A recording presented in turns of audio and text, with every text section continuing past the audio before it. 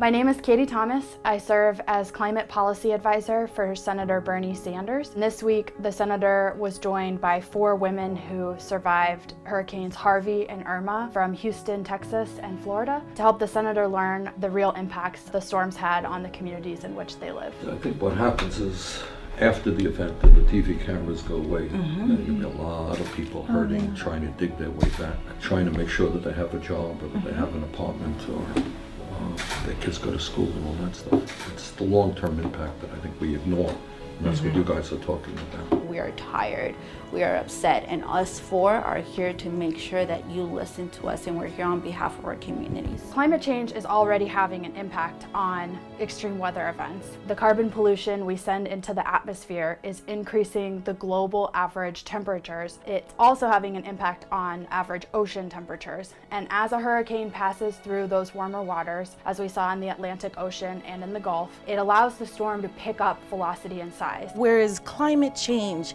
is an issue that people talk about in a future context, we are dealing with climate change today. We dealt with climate change yesterday.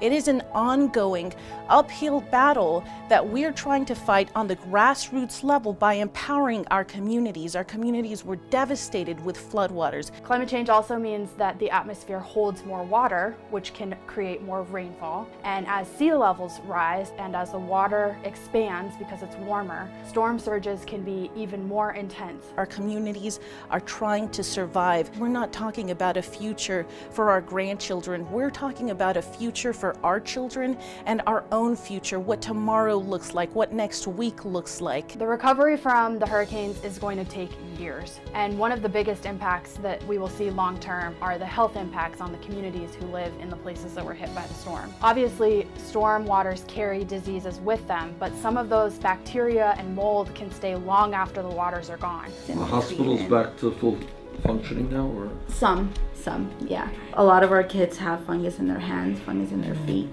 and are developed bacteria and fevers still, and this is a month after the hurricane actually happened. Pools of standing water left over from the storms create a habitat for mosquitoes who carry diseases with them. Floodwaters carrying everything from typhoid to cholera to E. coli. You have schools, hospitals, residences lying right next to chemical plants, refineries. One of the most heart-wrenching impacts from the storm hitting Houston was that it impacted the over 50 petrochemical refineries in that area. You have a 16-mile stretch of nothing but petrochemical industries. A few of them were releasing toxins into the atmosphere with no pollution controls at all, and people were complaining of scratchy throats and health impacts miles away. As the storm is going, there are leaks coming from storage tanks as large as 6.3 million gallons, an unannounced amount of fuel that made its way into local neighborhoods where residents in Manchester and in Pasadena were calling in notices of smells that were making their eyes burn and their skin get irritated. We know that these are the impacts of toxic chemical exposures. In the coming months and years, we must do all we can to help these communities who are going to be suffering from these catastrophes that we have already seen and that we unfortunately know are coming. The national footage that everyone saw, Bernie, was that people were evacuating their homes in boats and kayaks. Our communities don't have boats and kayaks. They're showing the boats and the rafts and everything, but it's a large population in all of our communities that just don't have access to the proper things to be rescued. When recovery was beginning to take place, our communities were the last to be at least considered. We were the last to get food on our supermarket shelves. We were the last to get debris cleaned up from our streets. We're the last to get power put on.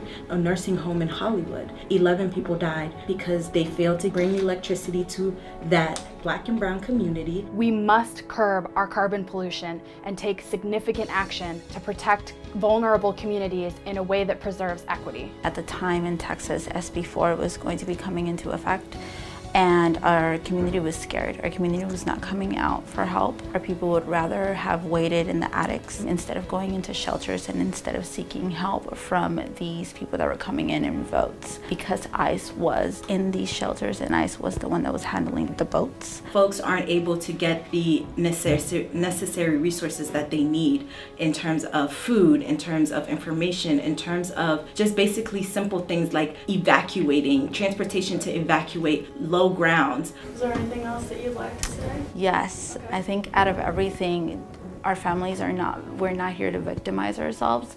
We're here to let people know that we are strong and we are fed up and we're tired and we're demanding change.